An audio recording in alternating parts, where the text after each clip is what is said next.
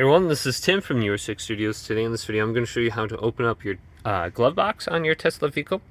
This is easy to do. Going down to the car option right here in the bottom left. This will open up settings. Then you can see your different controls right here.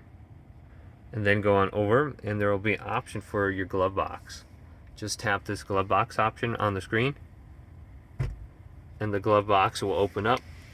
And you can see inside the glove box there's going to be a little USB.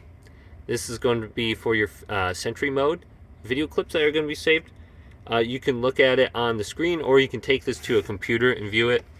But you can just place your documents in here now for your car, your registration, your insurance, etc. Close it any point in time you need it.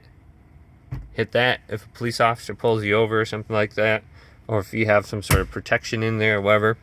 But very easy. Hit the car, hit controls, hit glove box.